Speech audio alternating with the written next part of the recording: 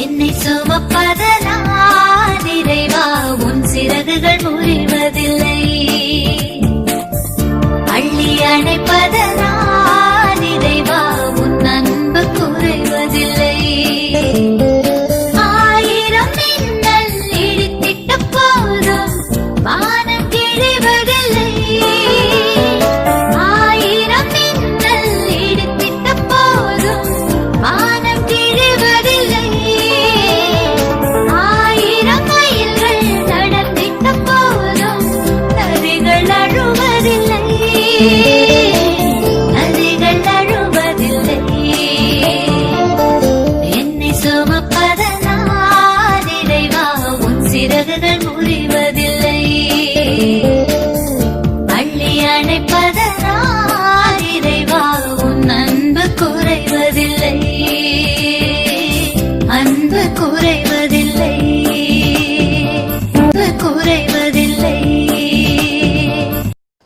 கர்த்தருடைய பரிசுத்த நாமத்துக்கு ஸ்தோத்திரம். இந்த ஞாயிற்றுக்கிழமை ஆராதனையில் கூடி வந்திருக்கிற சபையின் அருமையான பிள்ளைகளுக்கும், யூடியூப் மூலமாக கேட்டுக்கொண்டிருக்கிற அருமையான தேவனுடைய பிள்ளைகளுக்கும் ஆண்டவராய் இயேசு கிறிஸ்துவின் இனிதான நாமத்தினாலே உங்களை வாழ்த்துக்களை தெரிவித்துக் கொள்கிறேன். நாம் எப்படி சபையிலே ஒன்று கூடி எப்படி நாம் ஆராதிப்போமோ அதே போல வீட்டில் அமர்ந்து கர்த்தருடைய பிரசன்னத்தை உணர்ந்தவர்களாய் நாம் ஒருமித்து நாம் பாடுகிற பாடல்களை கரங்களை தட்டி தேவனுடைய வார்த்தையை கவனமாய் கேளுங்கள். கர்த்தருடைய வார்த்தை தான் நம்முடைய வாழ்க்கையை மாற்றும். நாம் ஜெபிப்போமா? நன்றி ஆண்டவரே, உம்மை ஸ்தோத்திரிக்கிறோம், நன்றி செலுத்துகிறோம்.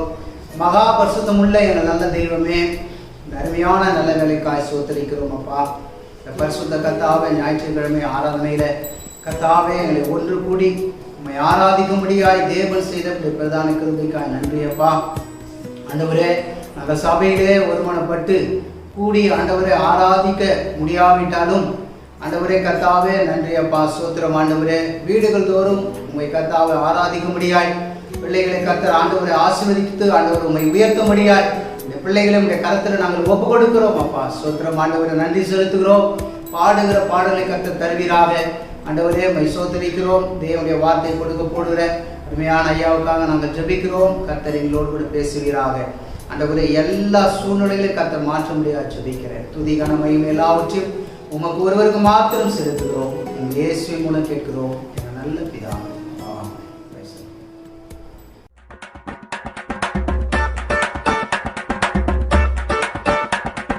தஞ்சாவூர் பொம்மை, தலையாட்டும் பொம்மை, நான் சுசாமி செஞ்சு வச்ச பொம்மை, பொம்மை பூமி கூட பொம்மை, தோள்கள் எல்லாம் பொம்மை, நம்ம சுசாமி செஞ்சு வச்ச பொம்மை, ஓ பொம்மை. ஓடி ஓடி வாங்க எல்லாம் ஒன்னா சேருவோம், ஆடி பாடி நாளும் அவன் நாமம் துதிப்போம், எட்டு திக்கும் பாடி மகிழ்வோம். எல்லாம் வல்ல இயேசு தந்த இந்த மூச்சு உள்ளவர தஞ்சாவூர் பொம்மை, தலையாட்டும் பொம்மை, நான் சுசாமி செஞ்சு வச்ச பொம்மை,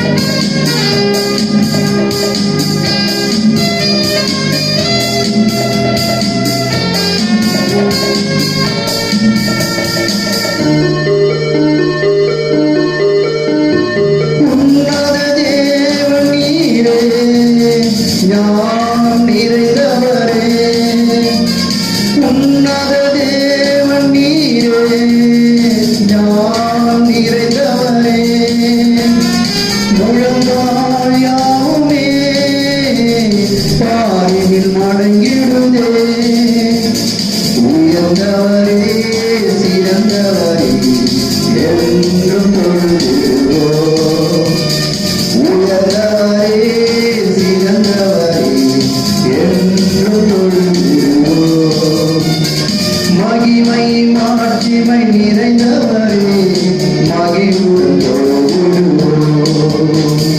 மகிமை மாட்சிமை நிறைந்தவரே மகிழ்வுடன் தொழுதிடுவோம்.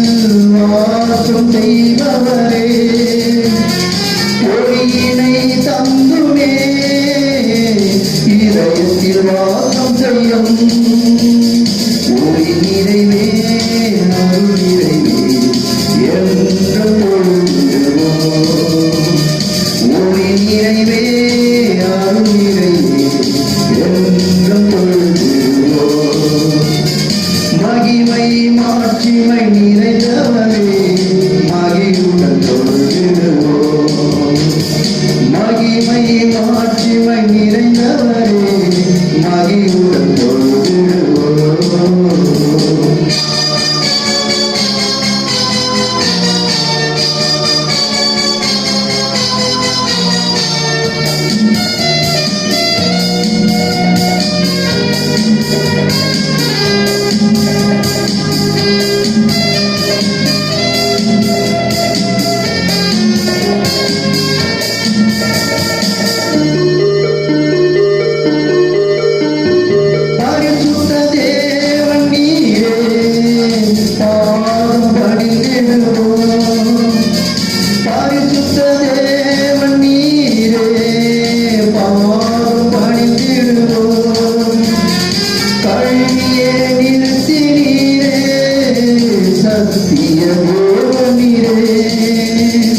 கனமகிமை செலுத்திய நாம் என்றும் தொழுதிடுவோம். கனமகிமை செலுத்திய நாம் என்றும் தொழுதிடுவோம். மகிமை மாட்சிமை நிறைந்தவரே மகிழ்வுடன் தொழுதிடுவோம். மகிமை மாட்சிமை நிறைந்தவரே மகிழ்வுடன் தொழுதிடுவோம். பரிசுத்த தேவனாம் இயேசுவை பணிந்தே தொழுதிடுவோம். மகிமை மாட்சிமை நிறைந்தவரே மகிழ்வுடன் தொழுதிடுவோம்.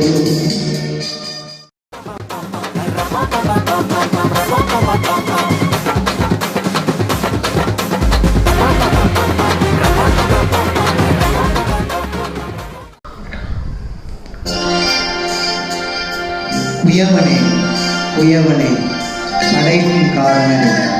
அந்த பாடலை கடவுளை தட்டி நாம் உற்சாகமாய் பார்ப்போம்.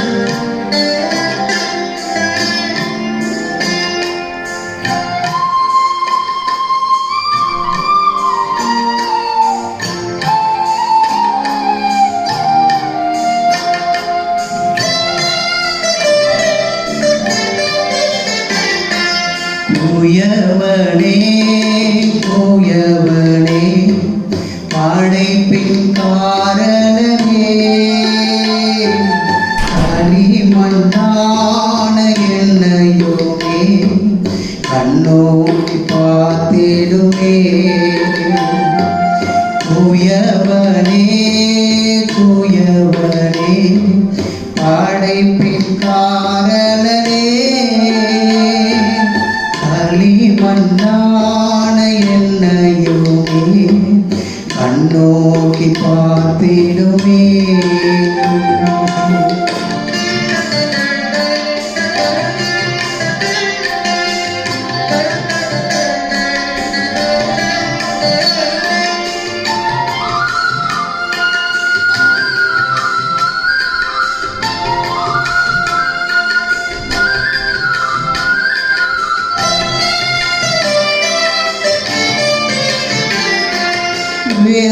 வெறுமையான பாத்திரம் நான் வெறுத்து தள்ளாமலே நிரம்பி செய்யும் பாத்திரமாய் விளங்க செய்யுமே.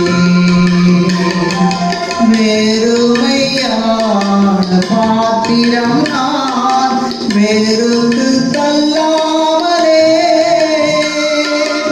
நிரம்பி வழியும் பாத்திரமாய் விளங்க செய்யுமே. வேதத்தில் காணும் பாத்திரமெல்லாம் இயேசுவை போற்றிடுமே. என்னையும் அவ்வித பாத்திரமா விளங்க செய்யுமே. உயவனே உயவனே படைப்பின் காரணனே களிமண்ணான என்னையுமே அணைத்து கொள்ளுமே.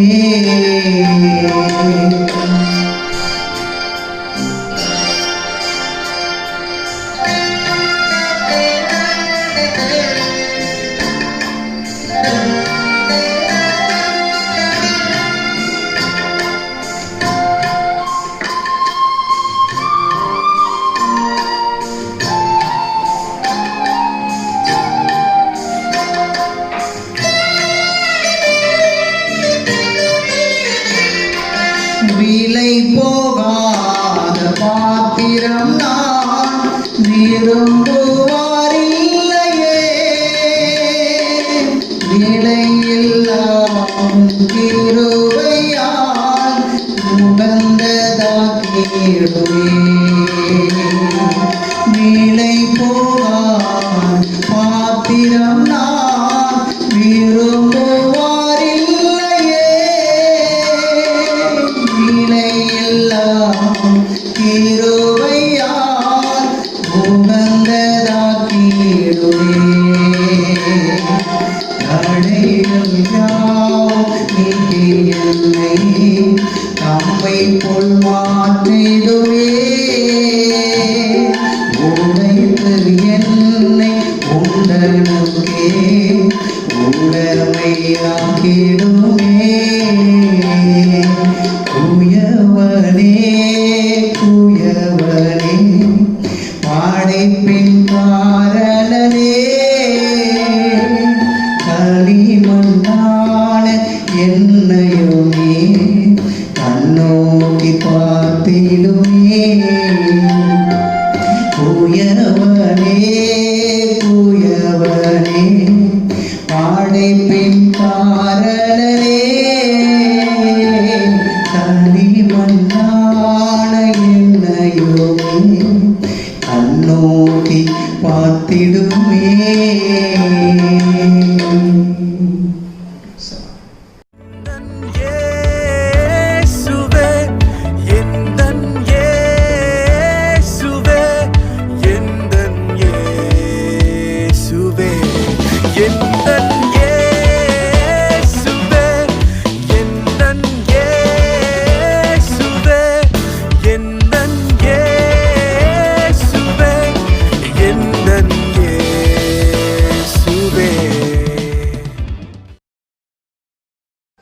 அல்லேலூயா. ஆண்டவருடைய சமூகத்தில் தேவனை நாம் ஆராதித்து பாடி அவரை மகிமைப்படுத்திக் கொண்டிருக்கிறோம். இந்த நல்ல வேளையில் கூட தேவன் நம்மோடு கூட பேசும்படியாக ஆண்டவருடைய வார்த்தைக்கு நாம் நேராக செவிசாய்த்தவர்களாக கவனமாக நாம் காத்திருந்தவருடைய வார்த்தை கேட்கும்படியாக கண்களை மூடி தேவன் தாமே உங்களுக்கு உத்தரவு தரும்படியாக தாசனை மறைத்து அவர் உங்கள் மத்தியில் வெளிப்படும்படியாக நாம் அவரை நோக்கி பார்க்கலாமா? அன்பும் இறக்கும் நிறைந்த நல்ல ஆண்டவரே, நாங்கள் துதிக்கிறோம், ஸ்தோத்திரிக்கிறோம், மையப்படுத்துகிறோம் சாமி. ஆண்டவரே கர்த்தரே, உம்மை நோக்கி பார்க்கின்ற யாருடைய முகமும் பிரகாசிக்கும் என்று சொன்னி சுவாமி. ஆண்டவரே உங்கள் சமூகத்தில் ஆண்டவரே கர்த்தரே தன்னுடைய வேதனை எல்லாவற்றையும் ஊட்டின ஆண்டவரே அண்ணாலை போல ஆண்டவரே நாங்கள் இவ்வளவு நேரம் ஆண்டவரே எங்கள் பிரச்சனை எல்லாம் ஒரு பக்கம் வச்சு தேவனை நாங்கள் ஆராதித்து துதித்து உண்மை மகிமைப்படுத்தியிருக்கிறோம். ஆண்டவர் இப்போதும் கூட ஆண்டவரே நீர் எங்க கூட பேசுங்க சுவாமி. ஆண்டவரே பேசுகிற தாசனை கர்த்தனை மறைத்து ஆண்டவரே உங்களுடைய வார்த்தைகள் மத்தியில் வெளிப்படும்படியாக எங்கள் செபிக்கிறோம் கர்த்தாவே. ஆண்டவரே உங்களுடைய வார்த்தைகள் கர்த்தாண்டவரே ஆண்டவரே கணுக்களையும் ஊனையும் உருவ பிரிக்கிறதா இருக்கிறதே. ஆண்டவரே உங்களுடைய வசனம் எங்களோடு கூட இடைப்படுவதாக அதை கேட்டு அதன்படியாக நாங்கள் வாழ எங்களுக்கு கூடுகிறோம். தேவன் தாமே எங்களோட மத்தியில் இடைபடுவீராக. இயேசுவின் நாமத்தில் ஜெபிக்கிறோம் பிதாவே, ஆமென். அல்லேலூயா.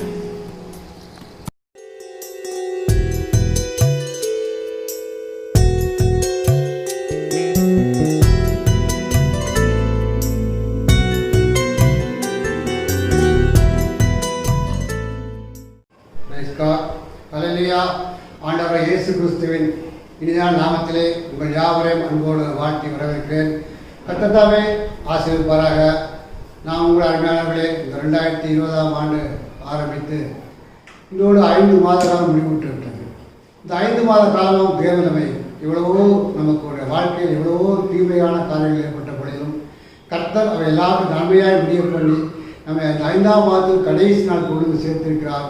இது ஆண்டோடைய பெரிதான கிருபை. அந்த கிருபைக்காக நாம் ஆண்டவருக்கு எப்பொழுதும் நன்றியுடைய விதத்தோடு இருப்போமாக. ஆமென். Price God. இந்த நாட்களிலும் கூட நாம் ஆண்டவரை பாடினோம், அவருடைய நாமத்தை மகிமைப்படுத்தி துதித்தோம், ஆராய்த்தோம். அவருடைய வார்த்தைக்கு நேராக நாம் பொழுது கடந்து செல்வோம். அருமையானவர்களே, இந்த ஆண்டு அதாவது 2020ஆம் ஆண்டிலே தேவன் இந்த திருச்சபை கொடுத்த வாக்குத்தத்தமான வார்த்தையை எடுத்து நாம் வாசிப்போம். எரேமியாவின் தீர்க்கதரிசன புத்தகம் 15ஆம் அதிகாரம் 11ஆம் வசனம். எரேமியா 15:11ஆம் வசனத்தை வாசிக்க கேட்போம். உன்னில் மீதியாக இருப்பவர்கள் நன்மை அடைவார்கள். தேங்கின் காலத்திலும் நெருக்கத்தின் காலத்திலும் உனக்காக நான் சத்துருவுக்கு எதிர்பட்டு உனக்கு சகாயம் செய்வேன் என்று மெய்யாகவே சொல்லுகிறேன். ஹல்லேலூயா.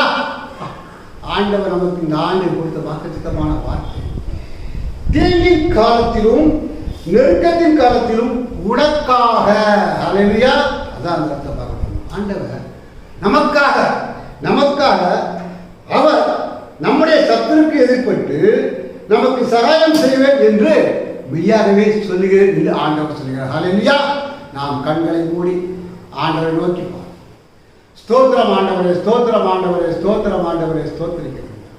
அன்பின் பரலோக பிதாவே, ஆசீர்வதிக்கப்பட்டதான இந்த காலை ஆராதனை வேலைக்காக நன்றி செலுத்துகிறோம், ஸ்தோத்திரிக்கிறோம். தகப்பனே, கடந்த 5 மாத காலமாக உங்களுடைய கிருபையினால் எங்களை பாதுகாத்து ஆண்டு இந்த 5ஆம் மாதத்தின் கடைசி நாள் அப்பா உங்களுடைய சமூகத்தை வீட்டிருப்பதற்காக நீங்கள் தயவுக்காய் கிருபைக்காய் கொடாப்படி ஸ்தோத்திரம். நன்றி ஆண்டவரே.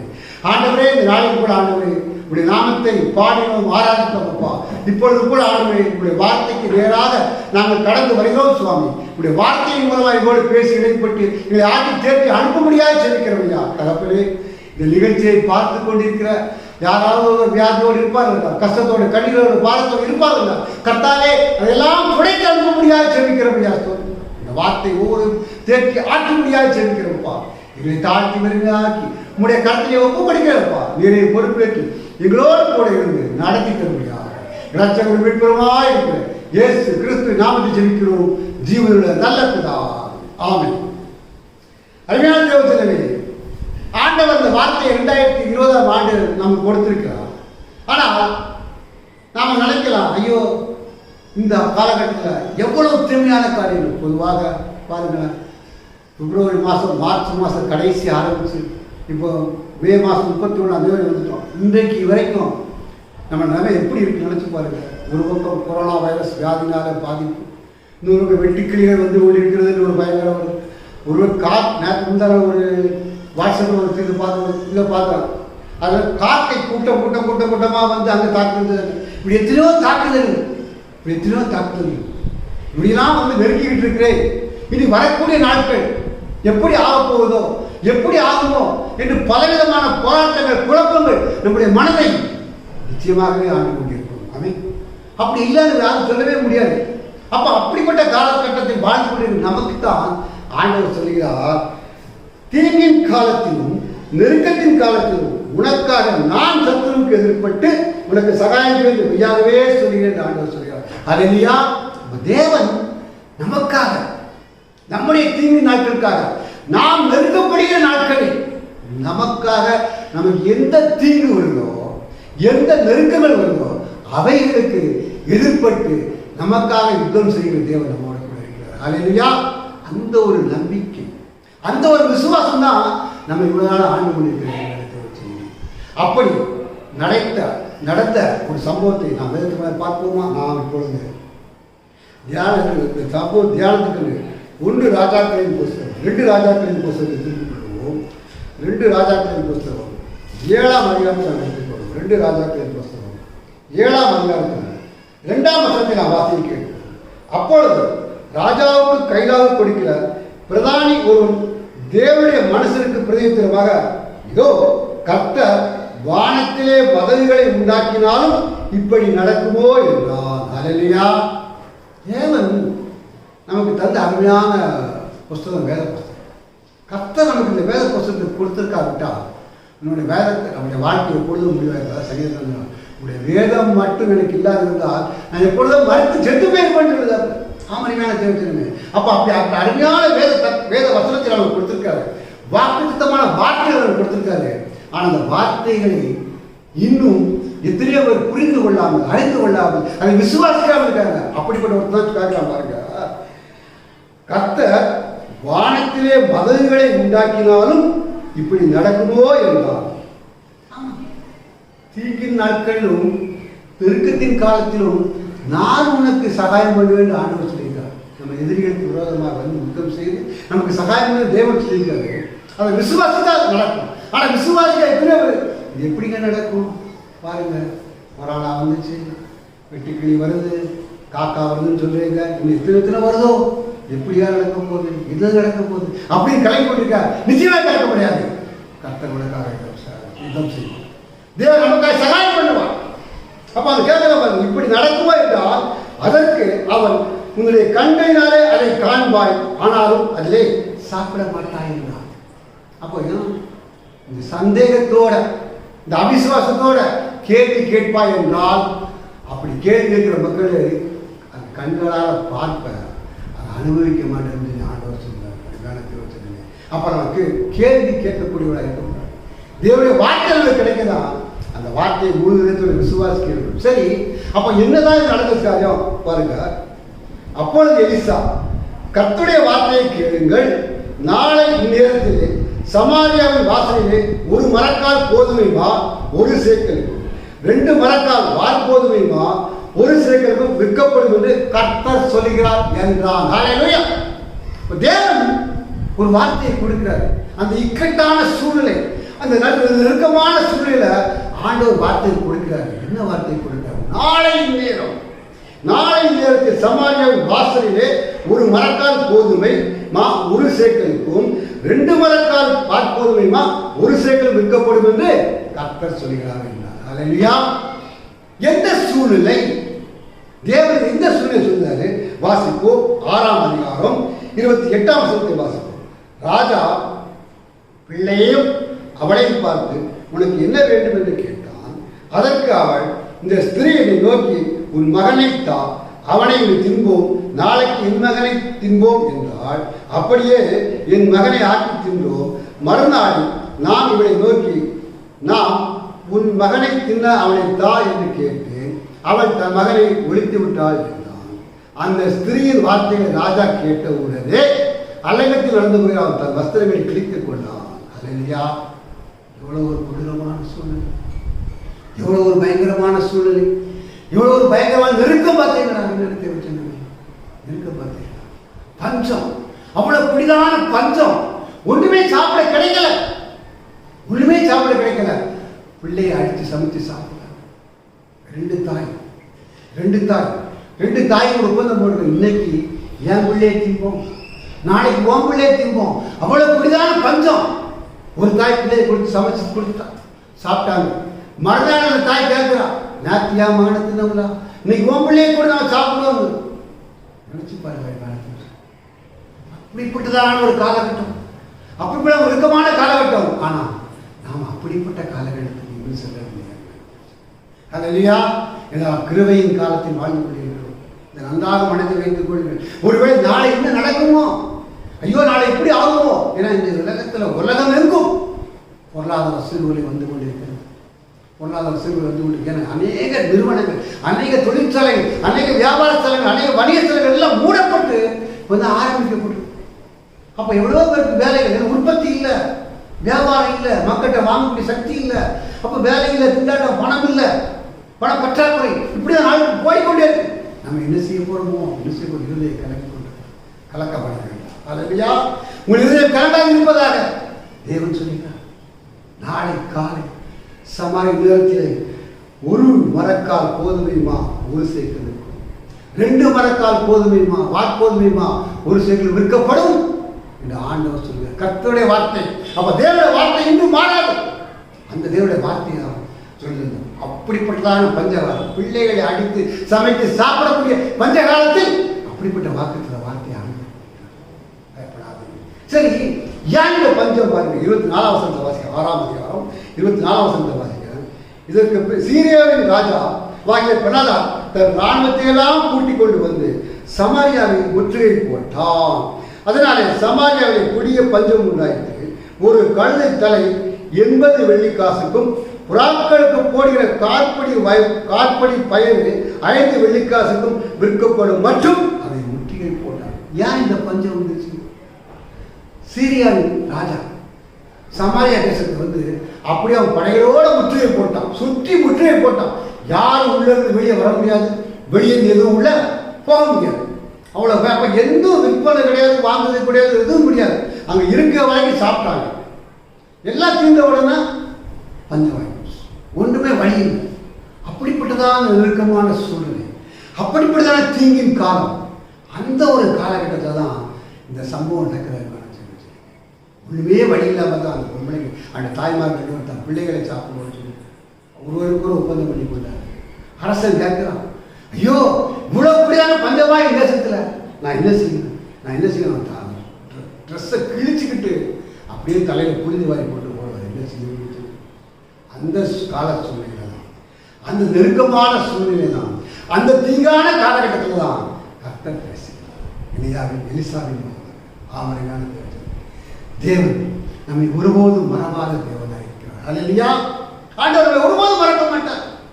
நாம் நினைச்சிருக்கலாம், நம்ம காலத்துக்கு நம்ம வாழ்க்கையில் கஷ்டம் வந்துச்சுன்னா ஐயோ நம்ம என்ன செய்ய போறோம் நம்ம கஷ்டத்தில் சுழந்து கொண்டு இருக்கிறவே, இந்த கஷ்டத்தை பார்க்காது இல்லையா, கடவுள் கண்ணு இல்லையா, மூக்கு இல்லையா, வாய் இல்லையா, எத்தனையோ வார்த்தை நான் பேசியிருக்கோம். ஆனால் அந்த நேரத்தை வச்சிருக்கோம்.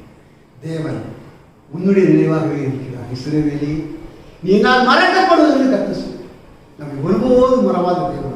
தாயின் கருவிலே நம்முடைய கருவை கண்டு நமக்கு பேர் வைத்து அழைத்த ஆண்டவர் அவர் நம்மை ஒருபோதும் மறவாத. அப்ப அந்த ஆண்டவர் தான் தன் தீர்க்கதரிசி எலிசாவின் மூலம் பேச பாருங்க. அப்பொழுது எலிசா கர்த்தருடைய வார்த்தையை கேளுங்கள். உங்களை இக்கட்டான சூழ்நிலை இருக்கீங்களே, அருமையான தேவ செல்வமே, நாம் இப்பொழுது இருக்க காலகட்டத்தில் தேவன் நமக்கு வார்த்தையை கேளுங்கள். நாளை இந்த சமாரியல் வாசலிலே ஒரு மரக்கால் கோதுமை ஒரு சேக்கலுக்கும் 2 மரக்கால் வார்த்தை ஒரு சேக்கலுக்கும் விற்கப்படும் என்று சொன்னார். அப்பதான் எலிசா இவ்வளவு கஷ்டமான சூழ்நிலை இருக்கீங்களா, கவலைப்படாதீங்க.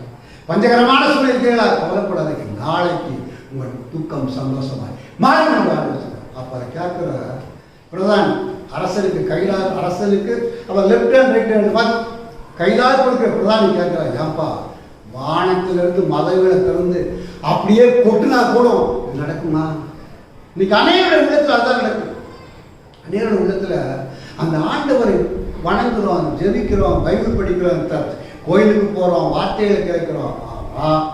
அதையெல்லாம் என்ன செய்யலாம், இந்த காதல் வாங்கி நம்ம இதயத்தில் வைத்து வருதில்லை. அந்த வார்த்தையை எடுத்தால் இதயத்தில் வைத்து தங்கியிருக்காரு சொல்லலாம். ஆனால் அவங்க இதயத்தில் வைக்கிறதில்லை. இப்படி நடக்குமா? அட எங்க யாரு எத்தனையோ குடும்பம் ஜெபம் பண்ண போவோம். எப்படிமா இருக்கீங்கன்னு கேட்டால் இருக்கும் நல்லா இருக்குன்னு சொல்லி எவ்வளோ சொல்லலாம். அந்த வார்த்தையை சொல்லி பழகுங்க. இதனுடைய வார்த்தையை சொல்லி பழகுங்க. உங்கள் வாழ்க்கையில் எப்பொழுது யாரும் உங்களை விசாரிக்கணும், கர்த்தர் கிருபையினால் நன்றாக இருக்கிறேன், கர்த்தர் தேவனால் நன்றாக இருக்கிறது. வார்த்தையை சொல்லி சொல்லி சொல்லி பழகுங்க. அந்த வார்த்தையை வீட்டில் அது இல்லையா, இந்த வார்த்தையை அதோட நல்லா எத்தனையோ நான் வாழ்க்கையில் பார்த்துருக்கேன். நல்ல ஊழியர்கள் செய்கிறாங்க. ஆனால் அவங்க கூட பார்த்துருக்கேன். அது என்னன்னே தெரியும், வெங்காயத்தை வச்சு அந்த மாதிரி தான் இந்த பிரதானியை கேட்க பாருங்க. இதோ கர்த்தர் வானத்திலே மதகுகளை உண்டாக்கினாலும் இப்படி நடக்குமோ என்பார். ஆனால் எலிசா சொன்னார் பாருங்க, அதற்கு அவன் உன்னுடைய கண்களினாலே அதை காண்பாய், ஆனாலும் அதிலே சாப்பிட மாட்டாய். அவிசுவாசியா இருக்கிற மக்களே, உங்களை பார்த்து ஆண்டவர் சொல்லுகிறார், கண்ணில் தான் பார்ப்ப, அதை அனுபவிக்க மாட்டேன். ஆனால் விசுவாசம் உள்ளவனாய் நிச்சயமாய் கர்த்தர் உங்களை கொண்டு வைத்திருக்கிறார். எல்லா விதமான பொக்கிஷங்களை நான் அனுபவிப்பார். எப்படியா நடக்குது? பயங்கரமான பஞ்சம். ஏன்னா வெளியேறது ஒண்ணு உள்ள வர முடியாது. அங்க சமாஜம் முத்திரை போட்டான். எப்படி இது நடக்கும்? அவன் கேட்கறது கரெக்டு தான். அப்ப ஆண்டவர் வானத்திலிருந்து மலை கண்டு கொட்டணும். கொட்டுவாரா? கொட்ட மாட்டார். ஆனா தேவன் செய்கிற வழிகளை ஒருவரும் அறிய மாட்டேங்கிறார். அல்லேலூயா. அவருடைய வழி என்னது நமக்கு தெரியாது. ஆச்சரியப்படத்துக்கு வழி நடத்தார் பாருங்க. எப்படி நடத்தாரு பாருங்க. 6ஆம் வசனத்தை வாசிக்கிறேன். 7ஆம் அதிகாரம் 6ஆம் வசனத்தை வாசிக்கிறேன். ஆண்டவர் சீரியன் ராணுவத்திற்கு ரதங்களின் இறைச்சலையும் குதிரைகளின் இறைச்சலையும் மகா ராணுவத்தின் இறைச்சலையும் கேட்க பண்ணினால் அவர்கள் ஒருவரை ஒருவர் நோக்கி, இதோ நம்மிடத்தில் போருக்கு வர இஸ்ரவேலின் ராஜா எகிப்தின் ராஜாக்களையும் நமக்கு விரோதமாக கூலி பொருத்தினார் என்று சொல்லி இருட்டோடு எழுந்திருந்து ஓடி போய் தங்கள் கூடாரங்களையும் தங்கள் குதிரைகளையும் தங்கள் கழுதைகளையும் தங்கள் பாளையத்தையும் அவள் இருந்த பிரகாரமாக விட்டு தங்கள் பிராணன் மாத்திரம் தப்பும்படி ஓடி போனார்கள். அல்லேலூயா. தேவன் எவ்வளவு அற்புதமானவர் பாருங்க. அவருடைய நாமம் அற்புதமானவர். அவருடைய நாமம் அதிசயமானவர். அவர் செய்யக்கூடிய செயல் ஒன்றும் நம்முடைய அறிவு கெட்டாதுங்க. நம்முடைய அறிவு கெட்டாது. நேரமே சொல்லுங்க. எனக்கு 61 வயசு ஆச்சு. ஆண்டவர் எங்களுடைய வாழ்க்கையில் செய்துள்ள ஒவ்வொரு காரியங்களையும் அதை நினைச்சு பார்த்தோம்னா எப்படி நடக்குது. உங்க வாழ்க்கையில் நம்ம நினைச்சிருக்கோம் எத்தனையோ விபத்துகள், எத்தனையோ நாச மோசங்கள் நீங்க தப்பிக்கப்பட்டிருக்கலாம். எத்தனையோ தேவைகளோடு நீங்க இருந்திருப்பீங்க. அந்த தேவை சந்திக்க உங்களை கிடைக்கும். இது எப்படி நடந்து எனக்கு தெரியாதியா? நிச்சயமா உங்களுக்கு எனக்கு தெரியாது. அது உங்களுக்கு எனக்கு தெரியாது. நம்ம யாருக்கு தெரியும்னா நாம உண்டாக்கின தேவனுக்கு தெரியும். அல்லேலூயா. அவர் தான் உண்டாக்கினார். பாருங்க, சுற்றி ராணுவம் முற்றுகை போட்டாச்சு. எதுவும் வெளியே வர முடியாது. இவர் அப்ப முற்றுகை போட்டாச்சுன்னா அப்ப நிச்சயமாகவே இந்த இஸ்ரவேல் ஜனம் கம்மியானவன் தான் இருப்பான். ஏன்னா அவன் முற்றுகை போட்டு அப்படியே சண்டை போடக்கூடிய அளவுக்கு இவங்களுக்கு திராணி இல்லை. இல்லை போய் சண்டை போட்டிருப்பாங்க. சண்டை போடக்கூடிய திராணி இல்லை. அப்படியே தகச்சு போய் நிற்கிறாங்க. பிள்ளையை சமைச்சு சாப்பிடக்கூடிய அளவுக்கு பஞ்சம் வந்துருச்சு. என்ன செய்யலாம் பாருங்க. அப்பதான் ஆண்டவர் செய்த காரியத்தை பாருங்க. ஆண்டவர் சீரியா ராணுவத்துக்குள்ள பூந்துட்டார். சீரியாவில் பூந்து ஆண்டவர் சீரியல் ராணுவத்திற்கு ரதங்களின் இறைச்சல் தூங்கிட்டு இருக்கான். ஜாலியாக தூங்கிட்டு இருப்பாங்க. எனக்கு கொஞ்சம் பேர் காவல் வந்து எல்லா ராணுவம் பூரா அப்படியே தூங்கிட்டு இருக்கும்போது ரதங்களின் இறைச்சலையும் மகா ராணுவத்தின் இறைச்சலையும் கேட்க பண்ணினதினால் அப்ப அந்த ராணுவத்துக்குள்ள தேவன் போய் சண்டை போடலை. அந்த ராணுவத்தை அனுப்பலை, ஆட்களை அனுப்பலை, யுத்தம் நடக்கலை. என்ன செஞ்சாரு? அந்த சீரிய ராணுவத்துக்கு பெரிய சத்தத்தை உண்டு பண்ணிட்டாரு.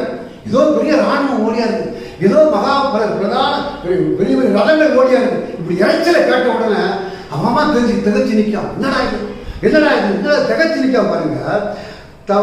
அவர்கள் ஒருவரை நோக்கி, இதோ நம்மிடத்தில் போருக்கு வர இஸ்ரவேலின் ராஜா எகிப்தின் ராஜாக்களையும் நமக்கு விரோதமாக கூலி கொடுத்தினார்.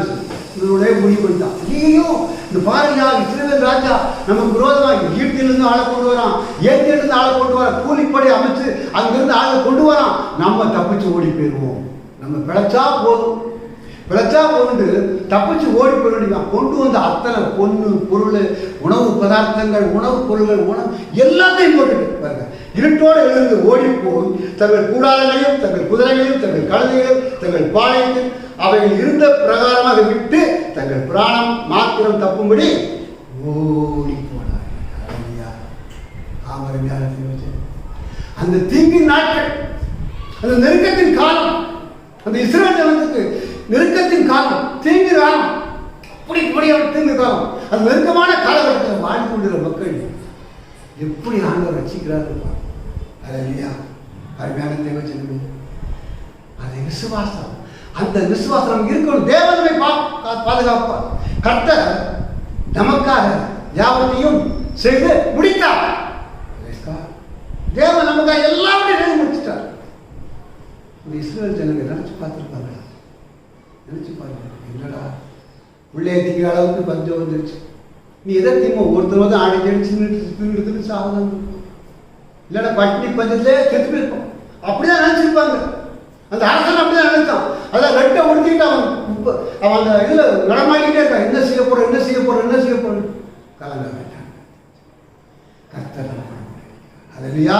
அவருடைய வார்த்தை நம்மோடு கூட இருக்கு. அந்த வார்த்தை நம்மை உயிர்ப்பிக்கும். அந்த வார்த்தை உயிர்ப்பிக்கும். ஆமாம். எந்த ஒரு அதாவது நான் ஆண்டோட சமூகத்தில் உங்களுக்கு சொல்லுவேன், உங்களுடைய வாழ்க்கையில எப்படிப்பட்டதான பிரச்சனைகள் இருந்தாலும் தெரியும், எவ்வளவு போராட்டம் இருந்தாலும் தெரியும், நீங்க ஒருபோதும் கலக்க வேண்டாம். தேவன் பார்த்து ஒரு பாருங்க எப்படி அருமையாக நடத்தாரு பாருங்க. அந்த ராணுவத்துக்கு இறைச்சலை கொண்டு வர, ரதங்கள் ஓடி வருது, கட கட கட கட ஓடி வந்து சத்தத்தை கொண்டு வர. இந்த சத்தத்தை கேட்டவன் ஐயோ நமக்கு விரோதமா வந்துட்டாங்கப்பா, எகிப்து ராணுவம் வந்துருச்சு, ஏத்தி ராணுவம் வந்துருச்சு, நம்மளால இது ஒன்றும் செய்ய முடியாது, நமக்கு பிழைச்சா போதும் ஓட்ட முடிச்சிட்டோம், பிழைச்சா போதும்னு சொல்லி ஓட்ட முடிச்சிட்டான் பாருங்க. 10ஆம் வசனத்தை வாசிக்கிறேன் கேளுங்கள். அப்படியே அவர்கள் வந்து பட்டணத்து வாசல் காவலாளை நோக்கி கூப்பிட்டு, நாங்கள் சீரியன் பள்ளத்திற்கு போய் வந்து பாளையத்துக்கு போய் வந்தோம், அங்கே ஒருவரும் இல்லை, ஒரு மனுஷனுடைய சத்தமும் இல்லை, கட்டியிருக்கிற குதிரைகளும் கட்டியிருக்கிற கழுதைகளும் கூடாரங்களும் இருந்த பிரகாரம் இருக்கிறது என்று அவர்களுக்கு சொன்னார். அல்லேலூயா. அப்ப தேவன் எல்லாரும் அடிச்சிட்டார், எல்லாரும் ஓடி போயிட்டான், பிராணம் தப்ப அத்தனை ஓடி போயிட்டான். அப்படி ஓடி போனதுக்கு அப்புறம் 4 குஷ்டரோகி, அந்த காலத்துல குஷ்டரோகி இருந்து பாளையத்துக்கு புறம்பானவர், ஊருக்குள்ளே வரக்கூடாது. இதெல்லாம் நம்ம தெரிஞ்சவங்க தான், நம்ம நடக்க டைம் இல்லை. அந்த குஷ்டரோகிகள் என்ன செய்தாங்க, ஊருக்கு வெளியே இருக்கவன் அவனுக்கு பஞ்சம், ஊருக்குள்ளே சாப்பாடு பண்ண ஊருக்கு வெளியே இருக்க அவனுக்கு இருக்கிற சாப்பாடு கிடைக்கும், அவனும் பஞ்சத்தில் கிடக்கான். சரி வாங்கடா நம்ம ஒன்று அந்த சீரியர் படைத்தாளுக்குள்ளே போவோம், அங்கே ஏதாவது கிடைச்சா வாங்கி சாப்பிடணும், ஏதாவது கிடைச்சா எடுத்து சாப்பிடணும், செத்து போகணும்னு சொல்லிட்டு போகிறான். போன இடத்துல பார்க்கலாம் அந்த ராணுவத்தை ஒருத்தரவே காணும். குதிரை நிற்கி, கழுதை நிற்கி, கூடாரம் இருக்கு, பொண்ணு இருக்கு, பொருள் இருக்கு, சாப்பாடுகள் இருக்கு, தானியங்கள் இருக்கு, ஆகாரங்கள் எல்லாம் இருக்கு. ஆனா ஒருத்து மனுஷனே காணும், ஒரு போச்சவனே காணும். அப்போ விட்டு சாப்பிடுதாங்க கொண்டு வைக்காங்க, சாப்பிடுதாங்க வந்து அப்பதான் வருது, அப்பா நாம இது சாப்பிடக்கூடாது, போய் தேசத்துக்கு சொல்லுவேன், தேசத்துக்கு வராங்க. அவன் 4 பேர் எடுத்து அவங்க எடுத்துட்டு அப்படியே போயிருக்கலாம். ஆனா கர்த்தர் விடவில்லை, கர்த்தர் அவன் அப்படியே போகவில்லை. போ தேசத்துக்கு போ அப்படின்னு ஆண்டவர் உள்ளத்துல பேசியிருப்பார். வராங்க தேசத்துக்கு வந்து ஒரு காவல்காரன் சொல்லுதாங்க, வாசல் காப்பாற்ற, அப்பா நாங்கள் சீனியர் ஆனதுக்குள்ளே போனீங்க, அங்கே போனால் ஒருத்தரும் இல்லை, பொண்ணு இருக்கு, பொருள் இருக்கு, கழுதை இருக்கு, குதிரை இருக்கு, கூடாரம் இருக்கு, என்னென்ன போனால் அப்படியே இருக்கு, ஒருத்தருமே இல்லை அப்படின்னாங்க. அப்படி சொல்லும்போது 14 அப்படியே அப்போ அந்த கொல்ல உடனே யாருமே நம்ப மாட்டாங்க, என்னடா இது இவங்க போய் சொல்றாங்க, என்ன சொல்றாங்க, ஒருவேளை இவங்க விடுவாளியா இருக்கணும், அப்படியே ஒரு எண்ணிக்கை என்னதான் வந்திருக்கும். ஆனால் என்ன பண்ணுறாங்க, அப்படியே 2 ரத குதிரைகளை கொண்டு வந்தார்கள். ராஜா போய் என்று சொல்லி சீரியர் ராணி தொடரும்படி அனுப்பினான். அல்லேலூயா. அப்போ ஆளை அனுப்பலாம், போய் பார்த்துவாங்க பார்த்து சொல்லி கொஞ்சம் பேர் அனுப்பலாம். அவன் போய் என்ன பண்ணிட்டான், 2 ரத குதிரைகளை கொண்டு வந்துட்டான். அங்கே போன கொண்டு வரான். அப்பா கொண்டு வந்து அப்போ தான் போனான். சரி, அப்போ சீரியர் ராணி எங்கே போச்சுன்னு பார்த்து விரட்டுங்கடா அப்படின்ட்டான். அப்போ 16ஆம் வசனத்தை வாசிக்கிறாங்க. அப்பொழுது ஜனங்கள் புறப்பட்டு சீரியன் பாளையத்தை கொள்ளையிட்டார்கள். கர்த்தருடைய வார்த்தையின்படியே 1 மரக்கால் கோதுமைமா 1 சேக்கலுக்கும் 2 மரக்கால் வார்கோதுமைமா 1 சேக்கலுக்கும் விற்கப்பட்டது. ஹல்லேலூயா. ஆண்டவர் எலிசாவின் மாதிரி சொன்னார். அந்த வார்த்தை எப்படி நிறைவேற்றார், எந்த சீரிய ராணுவம் இஸ்ரவேல் ஜனங்களை பயன்படுத்தினோம், எந்த சீரிய ராணுவத்தினால் இஸ்ரவேல் ஜனங்கள் பஞ்சத்துக்கு உட்பட்டார்களோ, எந்த சீரிய ராணுவத்தினால் இஸ்ரவேல் நெருக்கத்துக்கு உட்பட்டார்களோ, அந்த சீரிய ராணுவத்திற்குரிய காரியங்களை ஆண்டவர் யோசிக்கிறார். அப்படியே அங்க போறாங்க மக்கள், போய் அப்படியே கொள்ளையிட்டு கொண்டு வராங்க. அப்போதான் அங்கே வர தானியங்கள், அந்த தானியங்கள் அளவில்லாம தானியங்கள் கொண்டு வந்து அந்த ஒலிவுக வாசல்ல விற்கிறாங்க. புறப்பட்டு சீரிய கொள்ளையிட்டார்கள். கர்த்தருடைய வார்த்தையின்படி 1 மரக்கால் கோதுமைமா 1 சேக்கலுக்கும் 2 மரக்கால் வார்கோதுமைமா 1 சேக்கலுக்கும் ஆண்டவர் சொன்ன வார்த்தை ஒருபோதும் பொய்த்து போவார்கள். வானமும் பூமியும் ஒழிந்து போனார்கள், வார்த்தை ஒருபோது ஒழிந்து போவார். வார்த்தை ஒருபோது உண்மையாகவே அந்த வார்த்தையை நம்புங்க, அந்த வார்த்தையை விசுவாசிங்க, நிச்சயமாக நாம் காக்கப்படும். சொன்ன வார்த்தை அப்போ ஆண்டவர் சொன்ன வார்த்தை நிறைவேறுது. அப்போ நிறைவேறிச்சு. அந்த பிரதானி கண்ணால பார்ப்பான், சாப்பிட மாட்டான் தேவன் சொல்லி அடுத்த வார்த்தை அது 19. அதற்கு அந்த பிரதானி தேவனுடைய மனுஷன் பிரயோஜனமாக, இதோ கர்த்தர் வானத்திலே மதங்களை உண்டாக்கினாலும் இந்த வார்த்தையின் நடக்குமா என்று சொல்ல, இவன் இதோ உடைய கண்களாலே காண்பாய், ஆனாலும் இதை சாப்பிட மாட்டான் என்றானே. அந்த பிரகாரமாகத்தானே அவனுக்கு நடந்தது. அப்போ அப்போ தேவன் சொன்ன வார்த்தை பாருங்க. அப்படி இருந்தது. பிரதான நிறுவனம் ஒலிமுக வாசல் வந்து நிற்கிறான். கூட்டம் கூட்டமாக வருது. இந்த கூட்டத்தை வந்து கண்ட்ரோல் பண்ணி இருந்து நடக்குதுன்னு பார்ப்பதுக்காக நிற்கிறான். அத்தனை பேர் அவனை என்ன ஏறி விரிச்சு அவனை கொண்டு போட்டான். அவன் அப்படியே கிடக்கும்போது அவன் கண் விழி பிதுங்கியது. அந்த சம்பவத்தை பார்க்கறது. அந்த ஒரு மரக்கார வார்க்கோல் ஒரு சைக்கிள், 2 மரக்கார வார்க்கோல் ஒரு சைக்கிள் விற்பதை அவன் கண்ணு மாத்திரம் அந்த காட்சியை கற்பனை பண்ணி பாருங்க. அப்படியே செத்து கிடக்கும். அந்த கண்கள் மாத்திரம் பார்த்து. ஆனால் அவனால் சாப்பிட முடியல. அதான் ஆண்டவருடைய வார்த்தை. அந்த இஸ்ரவேல் ஜனங்களுக்கு ஏற்பட்ட தீங்கின் காலம், அந்த நெருக்கமான சூழ்நிலை கர்த்தர் எப்படி அற்புதமாக நடத்துகிறார். அதே தேவன் இன்றும் மாறாதவராக இருக்கிறார். அவர் நேற்றும் இன்றும் என்றும் மாறாத தேவன். ஆகவேதான் நான் சொல்லுதான் நம்முடைய இருதயம் வரும்போது கலக்க முடியாது. நம்முடைய என்ன பிரச்சனை வரட்டும், இந்திய தேசத்தில் உலகம் முழுவதும் எவ்வளோ போராட்டங்கள் வரட்டும், எவ்வளோ புராணங்கள் வரட்டும், வெட்டுக்கையில் வரட்டும், காக்கையில் வரட்டும், எத்தனை வச்சிருக்கோம், கர்த்தர் நம்மை பாதுகாப்பார். ஹல்லேலூயா. நம்ம கேட்க தீங்கு நாட்களில் நம்முடைய நெருக்கமான காலத்தும் கர்த்தர் நமக்கு சகாயம் பண்ணுவார். இன்னொரு சம்பவத்தை வாசித்து முடிப்போம். லூக்கான சுவிசேஷம் 5ஆம் அதிகாரம் திரும்பிக் கொள்வோம். லூக்கான சுவிசேஷம் 5ஆம் அதிகாரத்தை திரும்பிக் கொள்வோம். 5ஆம் வசனத்தை நாம் வாசிக்க கேட்போம். அதற்கு சீமோன், ஐயரே, ராம் முழுவதும் நாங்கள் பிரயாசப்பட்டும் ஒன்றும் அகப்படவில்லை, ஆகிலும் உடைய வார்த்தையின்படியே வலையை போடுகிறேன் என்றான். ஹல்லேலூயா. அப்போ பாருங்க, பேதுரு ராத்திரி முழுவதும் வலையை போட்டு ஒன்றுமே அகப்படாது, ஒன்றுமே அகப்படாது. அப்படியே காலையில் கடற்க ஓரமாக வலையை அலசிக்கிட்டு இருக்காரு. படகு அலசிக்கிட்டு இருக்காரு. அப்போ எவ்வளோ சுகமான ஒரு சூழ்நிலை. அவன் தொழில் நசுக்கி போயிட்டு, அந்த தொழில் நசுக்கி மீன்பிடி தொழில் நசுக்கி போயிட்டு, இன்றைக்கு வியாபாரத்துக்கு ஒன்றுமே இல்லையே, நம்ம எதை கொண்டு விற்று சாப்பிட போகிறோம், எதை கொண்டு விட்டு சாப்பிட போகிறோம் அப்படின்னு கலக்கம். அந்த நெருக்கமான சூழ்நிலை, வியாபாரம் தொழில் நசுக்கி விட்டதே. இந்த நெருக்கமான சூழ்நிலை இருக்கும்போது தான் ஆண்டவர் வளர்ப்பார். 4ஆம் வசனத்தை வாசிக்கிறேன். அவர் போதனை பண்ணி முடித்த பின்பு சீமோனை நோக்கி, ஆழத்திலே தள்ளி கொண்டு போய் மீன் பிடிக்கும்படி உங்கள் வலைகளை போடுங்கள் என்றார். ஹல்லேலூயா. அவ்வளவு பயங்கரமான ஒரு சூழ்நிலை, அவ்வளவு நெருக்கமான ஒரு சூழ்நிலை. தொழில் நசுக்கி போய்விட்டத, ஒண்ணுமே கிடைக்கலையே. ராத்திரி முடிச்சு நம்ம போய் வேலை பார்த்தோம். நீங்க நினைக்கலாம், ஐயா காலம்பூரா வேலை பார்க்கிறேன், காலம்பூரா வேலை பார்க்கிறேன், ஒண்ணுமே இல்லையா, ஒண்ணுமே கிடைக்கலையே, வியாபாரம் நசுங்கி விட்டது, தொழில் நசுங்கி விட்டது, எப்படி நிறுத்த போகிறோம்? ஆழத்தில் கொண்டு போய் வலையை போடு, ஆழத்தில் கொண்டு போய், ஆழத்தில் தள்ளி கொண்டு மீன் பிடிக்கும்படி உங்கள் வலையை போடுங்கள். ஒருவேளை இன்னைக்கு கலக்கத்தோடு இருக்கிறாய், தொழில் எப்படி நடத்த போகிறது கலக்கத்தோடு இருக்கிறாயா? ஆழத்தில் கொண்டு போடுங்க. அப்பா சீமோன் சொல்லுறார், ஐயரே, ராத்திரி பூரா பிரயாசப்பட்டையா, ஒண்ணுமே இல்லை, எனக்கு தெரியாதா, நான் சின்ன வயசுலேருந்து பிறந்த நாள்லேருந்து இந்த கடலான கிடக்கும், எனக்கு தெரியாதா இருக்கிறேன். அப்போ ஆண்டவர் ஆனால் அவன் கேட்டுட்டு அப்படியே நிற்கிறான். இன்றைய காலகட்டத்தில் நம்ம சொன்ன ஆமாம் வெளியே போட்ட வலைய கிடைக்க வச்சு இப்போ போய் போட சொல்றாரு அப்படின்னு நிற்போம். ஆனால் பேதுரு பாருங்க, ஐயரே, ராமனும் நாங்கள் பிரயாசப்பட்டோம் ஒன்றும் அகப்படவில்லை, ஆகிலும் வார்த்தையின்படியே போடுகிறேன் என்றார். வார்த்தை, அந்த தேவனுடைய வார்த்தை சொல்ல வார்த்தையுமே செய்தானா? நடந்தது என்ன?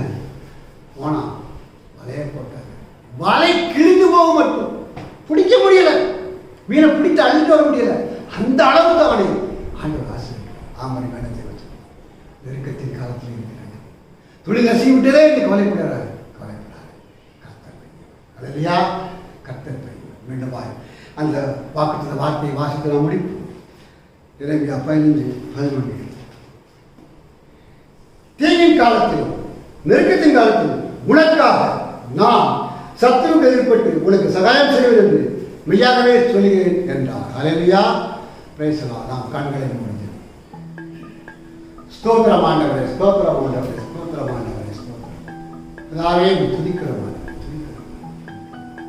நேற்றும் இன்றும் என்றும் மாறாத தீங்கின் காலத்தில் நெருக்கத்தின் காலத்தில் உனக்கு நான் சகாயம் பண்ணுவேன். உன் சத்துருக்கு எதிர்பட்டு உன் சத்துருக்களை மீட்பேன். நெருக்கமான சூழலில் நாங்கள் வாழ்ந்து முடியும். அநேக மக்களுக்கு தொழில் நசுங்கி விட்டது, அநேக மக்கள் உடலில் குறைவில்லாமல் இருக்கிறார், அநேகர் என்ன செய்ய போகிறோம் என்று பயத்தோடும் கவலையோடும் ஆண்டவரே கண்ணீரோடும் தங்கள் வாழ்க்கையை நாளை நடக்க போகிறதோ என்று இந்த வேதனையோடு இருக்கிறார்கள். அந்த மக்களுக்காக அவர்களுக்கெல்லாம் அந்த வார்த்தை போய் சேர்க்க மாட்டோம். இந்த வார்த்தையை விசுவாசிக்க மாட்டோம். நான் உனக்கு சகாயம் செய்வேன். ஆண்டவரே நீங்கள் சகாயம் செய்ய தேவதையா அந்த இஸ்ரவேல் மக்களுக்கு நீர் எப்படி சகாயம் பண்ணீர்கள் என்பதை ஒவ்வொரு உணர்ந்து கொள்ளட்டும். பேருக்கு ஆண்டவரே மலை கிளிய மட்டுமாய் உங்களை குறித்து அவரை ஆசீர்வதிக்கிறோம். எந்த காரியமும் அவர் விசுவாசத்தினால் விசுவாசிக்காமல் போன அந்த பிரதானி கண்களால் மாற்றுவதை கண்டால் சாப்பிடவில்லை. நாங்கள் பிரதானியை போல அதை சாப்பிட்டு உங்கள் வார்த்தையை விசுவாசித்து உங்கள் வார்த்தையை ஏற்றிக்கொண்டு உங்கள் வார்த்தை நடக்கும் என்று அனுபவிக்கூடிய மக்களாக நாங்கள் விசுவாசிக்கிறோம். அப்படியா எங்களை செய்ய முடியாது. எங்களை தாழ்த்தி பொறுமையாக கூட கருத்தை ஒப்புக் கொடுக்கிறேன். பார்த்து கொண்டிருக்கிற ஒவ்வொரு தேவன் ஆசிரியர் பண்ணியிருக்க முடியாது இருக்கிறார். தாழ்த்தி பொறுப்பை நடக்க முடியாது.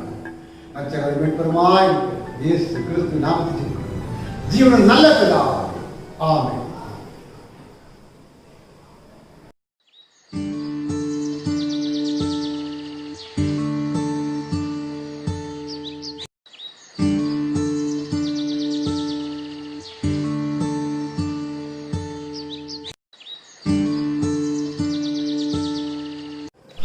எல்லாரும் சொல்லுவோம், என் ஆத்துமாவே கர்த்தரை ஸ்தோத்திரி, என் மூலமே அவருடைய பரிசுத்த நாமத்தை ஸ்தோத்திரி.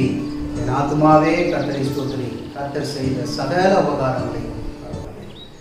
நம்முடைய கர்த்தராகிய இயேசு கிறிஸ்துவின் கிருபையும் பிதாவாகிய தேவனுடைய அன்பும் பரிசுத்த ஆவியானுடைய ஐக்கிய நடத்துதலும் சமாதானம் இப்பொழுதும் சபையில் உள்ள தேவனுடைய பிள்ளைகளோடும் தேவனுடைய வார்த்தையை கேட்ட அருமையான உங்களோடும் உலகத்தில் உள்ள ஒவ்வொருவரும் இன்றும் மீண்டும் சதா காலங்களிலும் மாறாமல் இருக்கிறார். கர்த்தர் உங்களை ஆஸ்வதிப்பாராக. இன்னும் ஆண்டுடைய வார்த்தைகளே நீங்கள் அறிந்து கொள்ள வேண்டுமெனா பல்லாவரம் ரயில்வே ஸ்டேஷன் அருகிலே விசுவாச கிருபையின் ஊழியங்கள் என்ற ஒரு சபை இருக்கிறது. நீங்கள் வேறு சபைக்கு போகாதவர்கள் இருந்தீர்கள் இன்னும் ஆண்டுடைய வார்த்தையை அறிந்து கொள்ள வேண்டும் என்ற விருப்பம் உள்ளவர்களாக இருந்தால் நீங்கள் வாருங்கள், கர்த்தருடைய வார்த்தையை கேளுங்கள். கர்த்தருடைய வார்த்தை தான் உங்களுடைய வாழ்க்கை. God bless you.